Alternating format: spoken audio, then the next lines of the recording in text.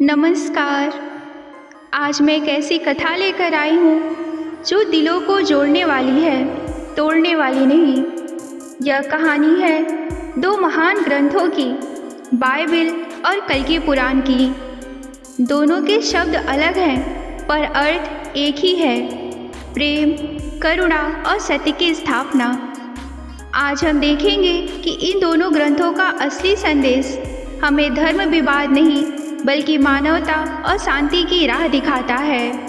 पहला भाग, जब संसार में अंधकार बढ़ा। बाइबिल कहती है, When darkness covered the earth, the Lord will arise upon you and His glory will be seen upon you।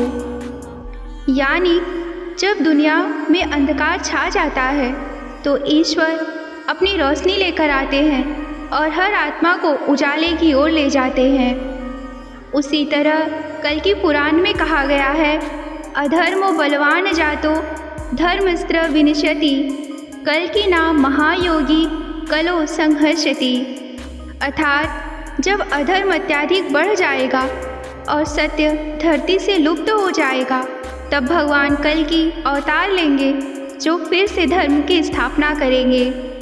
दोनों ग्रंथ एक ही बात कहते हैं कि जब दुनिया में अधर्म और अंधकार बढ़ेगा, तब ईश्वर स्वयं किसी रूप में आकर संतुलन स्थापित करेंगे। दूसरा भाग, ईश्वर प्रेम है ना कि विभाजन।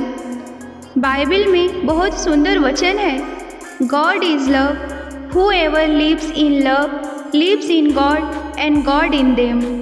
यानी ईश्वर प्रेम ही है और जो प्रेम में जीता है वह ईश्वर में जीता है। वहीं कल्कि पुराण में भी कहा गया है, सर्वभूतेषु भूतेषु प्रेम रूपेण संस्थितः। अर्थात ईश्वर हर प्राणी में प्रेम के रूप में बसे हैं। दोनों ग्रंथ हमें यही सिखाते हैं कि ईश्वर का असली स्वरूप कोई मूर्ति या नाम नहीं बल्कि प्रेम और करुणा है। तीसरा भाग, क्षमा और परिवर्तन की शक्ति। बाइबिल कहती है, forgive others and you will be forgiven. मतलब यदि हम दूसरों को क्षमा करना सीख ले तो ईश्वर भी हमें क्षमा करते हैं। कल्कि पुराण भी यही सिखाता है कि जब अधर्म बढ़ जाता है तो ईश्वर सजा देने नहीं, सुधार करने आते हैं। कल्कि अवतार का उद्देश्य दंड नहीं बल्कि संतुलन और करुणा की स्थापना है। क्षमा और परिवर्तन, ये दोनों ही किसी भी युग को सुंदर बना सकते हैं। चौथा भाग, मानवता ही सबसे बड़ा धर्म। भक्तजनों, सोचिए कि अगर किसी गांव में आग लग जाए तो क्या कोई पहले यह पूछेगा कि तुम किस धर्म के हो? नहीं, सब बस मिलकर आग बुझाएंगे और एक दूसरे की सहायता करेंगे। यही असली धर्म है, मानवता का धर्म। बाइबिल में कहा गया है, love your neighbour as yourself. अपने पड़ोसी से उतना ही प्यार करो जितना खुद से करते हो। कल्कि पुराण भी यही कहती है कि परोपकाराय पुण्याय पापाय परपीड़नम। यानी जो दूसरों की भलाई करता है वही पुण्यवान है और जो किसी को दुख देता है वही पापी है। तो फर्क सिर्फ भाषा का है, संदेश एक ही है, दूसरे की मदद करो, प्रेम से जियो। पांचवा भाग, आशा और नया युग। बाइबिल में कहा गया है, behold I make all things new. यानी ईश्वर कहता है कि मैं सब कुछ नया कर दूंगा। यह वही भावना है जो कल्कि पुराण में सत्य युग की पुनः स्थापना कहलाती है।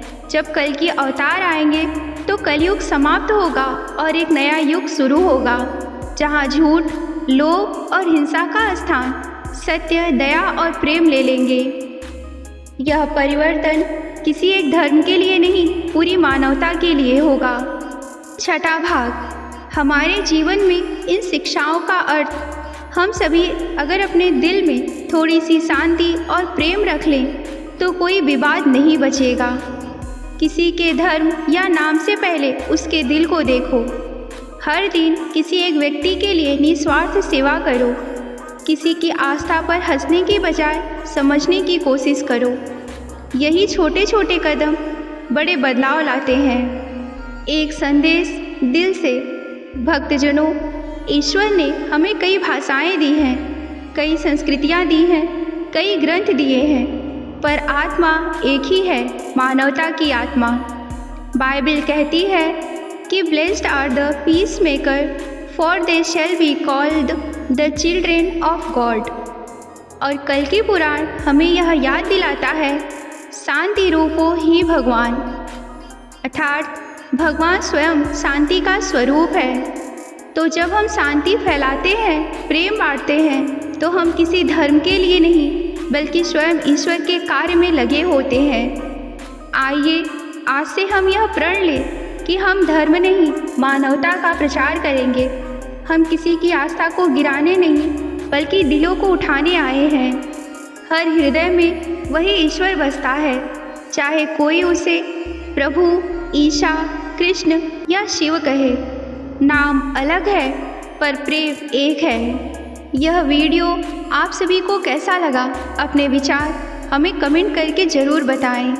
तब तक के लिए आप सभी को नमस्कार और वीडियो सुनने के लिए धन्यवाद। हर हर महादेव।